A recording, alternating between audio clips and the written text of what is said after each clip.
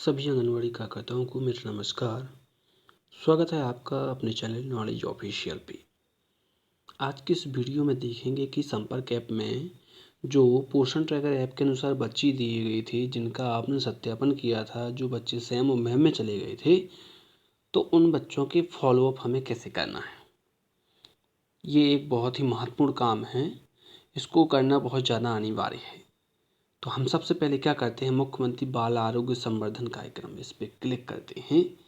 जैसे ही हमने इस पर क्लिक किया तो क्लिक करने के बाद हमें ये इंटरफेस दिखाई देता है। अब इस प्रकार का इंटरफेस दिखाई देता है तो फिर आपको क्लिक करना है सैम मैम बच्चों का पंजीयन पोषण ट्रैकर अनुसार, इस पर क्लिक करना है। जैसे ही आपने इस पर क्लिक किया तो क्लिक करने के बाद आपको यहाँ देखिए पोषण ट्रैकर की सूची नहीं दिखाई दे रही है। उसका एक कारण है, जब यहाँ पोषण ट्रैकर की सूची दिखाई दे रही थी तो आपने क्या किया था, बच्चों को वेरीफाई किया था, बच्चों का सत्यापन किया था कि बच्चे सैम में हैं कि मैम में हैं या नॉर्मल हैं। तो यहाँ से आपने उनको सत्यापित कर लिया था, तो जो बच्चे सैम में सत्यापित होंगे वो सैम में दिखाई देंगे, जो मैम में सत्यापित होंगे वो मैम में दिखाई देंगे। जैसे हम यहाँ सैम में चलते हैं तो सैम में एक बच्चा है, यहाँ पे एक बच्चा दिया गया है। मैम की बात करते हैं, मैम में भी एक बच्चा दिया गया है। तो हम क्या करेंगे, इनके फॉलोअप कैसे करेंगे देख लेते हैं। जैसे ये रविंद्र राय है, यहाँ पे ये सैम बच्चों की सूची दिखाई दे रही है, हम इस पर क्लिक कर देंगे। जैसे ही हम इस पर क्लिक करते हैं, क्लिक करने से पहले एक चीज़ थोड़ा सा ध्यान देना है, यहाँ पे आपको ये देख लेना है पिछली जांच की दिनांक 7 फरवरी को, जन्म तिथि क्या है, और इसके अलावा वजन, और ये वजन कितना है पिछला है, ये याद रखना 7 फरवरी की बात हो रही है। 7 फरवरी की स्थिति बता रहा है ये संपर्क ऐप इस बच्चे की। इसके अलावा ऊंचाई कितनी है, ये सारी चीज़ें आपको पहले ध्यान रख लेनी है। यहाँ पे देखिए फॉलोअप का मतलब क्या होता है। बच्चा 7 फरवरी को जिस स्थिति में था, आज दिनांक तक उस बच्चे में क्या परिवर्तन हुआ। बच्चे का वजन बढ़ गया, बच्चे की ऊंचाई बढ़ गई, या बच्चे का वजन नहीं बढ़ा, ऊंचाई भी नहीं बढ़ी, तो उसकी स्थिति क्या है। तो एक प्रकार से कह सकते हैं कि चेकअप होता है, जो इतने दिनों के बीच में आप उसको क्या कर रहे थे, पूरक पोषण आहार वगैरह दे रही थी, मतलब उसकी अच्छे से देखभाल की जा रही थी बच्चे की, ताकि बच्चा कैसा हो जाए, स्वस्थ हो जाए। अब उसकी होगी जांच, जिसे हम कहेंगे फॉलोअप। ये साप्ताहिक फॉलोअप होता है। हम इसको फॉलोअप में अब क्या करेंगे, इसके नाम पे क्लिक करेंगे। जैसे ही हमने यहाँ क्लिक किया तो हमें इस प्रकार का इंटरफेस यहाँ दिखाई देता है। अब आपको क्या करना है, देखिए यहाँ पे एक ऑप्शन दिया गया है आपके पास, संबंधित माह की तिथि। बोले सर यहाँ क्या डालना, तो यहाँ आज की दिनांक डालना है। भाई आज आप क्या कर रहे हैं, बच्चे की जांच हुई है आज, तो आज आप क्या करेंगे, यहाँ पे आज की दिनांक डालेंगे। तो हम यहाँ आज की दिनांक डाल देते हैं। ये यहाँ हमने आज की दिनांक फिल कर दी। संबंधित माह का वजन वर्तमान में देखना है कि जब आपने अभी जांच की है तो बच्चे का वजन कितना हो गया है, ये आपको थोड़ा सा ध्यान देना है। तो हम बच्चे का वजन देखते हैं। अब आपने जांच की है तो जांच के हिसाब से बच्चे का वजन आपको भरना है। तो हम बच्चे का वजन भरते हैं। तो यहाँ हमने बच्चे का वजन भर दिया है। अब यहाँ पे क्या भरना है, आपको बच्चे की हाइट भरना है। अब आप भरेंगे बच्चे की हाइट। तो जैसे ही हम बच्चे की हाइट भरते हैं तो हमने यहाँ बच्चे की हाइट भर दी है। अब एक चीज़ याद रखना, मान लीजिए किसी बच्चे को आपने सत्यापित सैम में किया था, उसकी हाइट थी मान के चलिए 73 सेंटीमीटर, उसका वजन था 7.2 किलोग्राम। ये हम मान लीजिए 7 फरवरी की बात कर रहे हैं। अब आज आप जांच कर रहे हैं तो आपकी जो हाइट है बच्चे की वो ज़्यादा होनी चाहिए, वज़न ज़्यादा होना चाहिए। बहुत ही कम केसेस में, जैसे कह सकते हैं कि 5% जो केस होते हैं, ऐसे केसेस में हमें क्या देखने को मिलता है कि बच्चे का वज़न नहीं बढ़ गया, बच्चे का वज़न कम हो गया। उसके भी कई कारण होते हैं। हो सकता है बच्चा बीमार हो गया हो, इस वजह से बच्चे का वज़न कम हो गया हो। तो आपका 95% केसेस में ऐसे ही होता है कि बच्चों का वज़न और हाइट दोनों बढ़ती हैं। तो यहाँ पे आपकी बच्चों का वज़न भी बढ़ेगा और हाइट भी बढ़ेगी। तो ये सारी चीज़ें आपको ध्यान रखना है। आगे वाले हम ऑप्शन पे चलते हैं। आगे हमें ऑप्शन में क्या लिखा था, एडिमा। एडिमा का मतलब सूजन होता है। तो सूजन में क्या है, हाँ या नहीं, तो आप यहाँ क्या कर दोगे, नहीं पे क्लिक। भूख की जाँच, पास। चिकित्सीय जटिलता, बिल्कुल हाँ। लेकिन याद रखना, चिकित्सीय जटिलता में हाँ पे क्लिक किया तो बच्चा अभी कुपोषित है, उसे कहाँ भेजना पड़ेगा, एनआरसी, इसलिए हम इस पर नहीं पे क्लिक करें।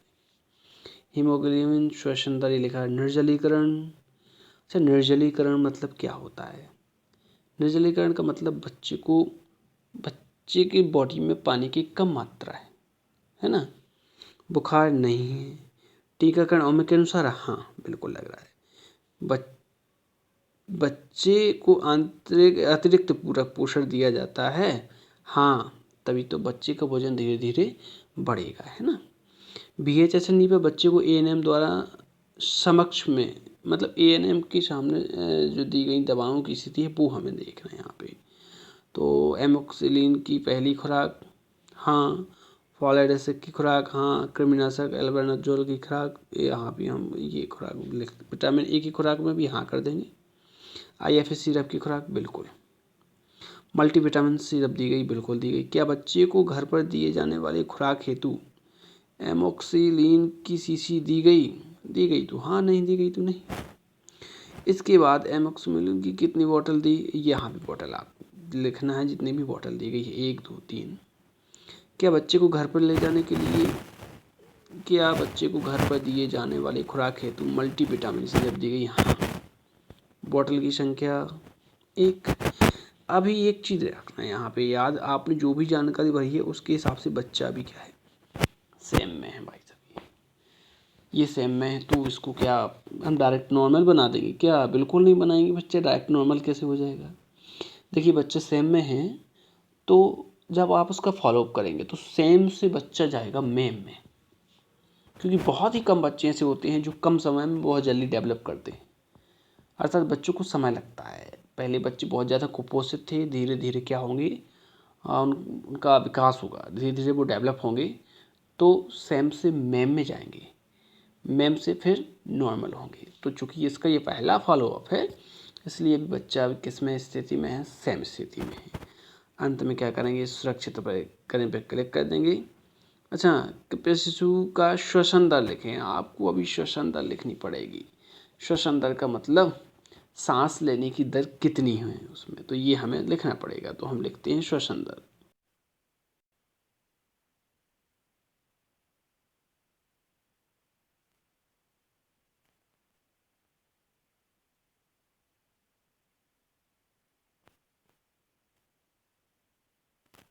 तब तो सारी चीज़ें क्लियर हो पाएंगी। तो देखिए श्वसन दर का मतलब होता है कि बच्चा 1 मिनट में कितने बार सांस लेता है, उसको हम श्वसन दर कहते हैं।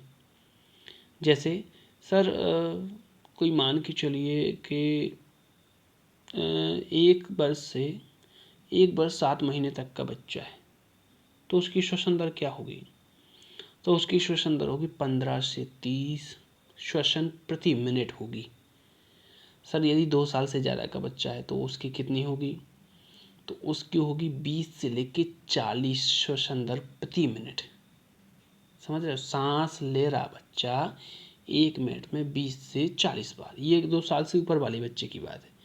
तो इस बच्चे का पहले हीमोग्लोबिन भर देते हैं, चूँकि कम है, सेम में है बच्चा ये, तो उस हिसाब से हम भर देते हैं। श्वसन दर बच्चे की कितनी है ये हमें भरना पड़ेगा, तो श्वसन दर भर देते हैं, चूँकि इसकी उम्र कितनी है, 2 साल से अधिक है। हमने इसकी श्वसन दर भर दी है, यहाँ पे हीमोग्लोबिन भी भर दिया है। अब आपको क्या करना है, केवल सुरक्षित करना है। तो हम चलते हैं नीचे, सुरक्षित पर क्लिक। यहाँ नीचे देख सकते हैं कंडीशन इसकी दिखाई दे रही है कि बच्चा किस में है, सेम कैटेगरी में है। सुरक्षित पे हम क्लिक करेंगे, कृपया जांच लें, सुरक्षित होने के बाद संशोधन नहीं किया जा सकेगा। ओके, सुरक्षित करें, इस पर हमने क्लिक किया और ये हो गया, आपको फॉलो अप कंप्लीट हो गया आपका। क्योंकि बच्चा अभी किस स्थिति में है, ये सेम में ही है। पहला फॉलो अप था उसका, जांच हुई, बच्चे को जिस हिसाब से बच्चे का वजन बढ़ना चाहिए था उस हिसाब से बच्चे के वजन में वृद्धि नहीं हुई है ना। तो ये सारी चीज़ें हैं आपकी। अब हम क्या करेंगे, हमें इसी प्रकार से सेम और मेम बच्चों की फॉलोअप इसी प्रकार से हमें पूरी करना है। तो यदि चैनल पर नए हैं, जानकारी अच्छी लगी हो तो प्लीज़ लाइक करें, सब्सक्राइब करें, तथा बेल आइकन को प्रेस करें ताकि आने वाली लेटेस्ट वीडियो आप तक आसानी से पहुंच सके। धन्यवाद।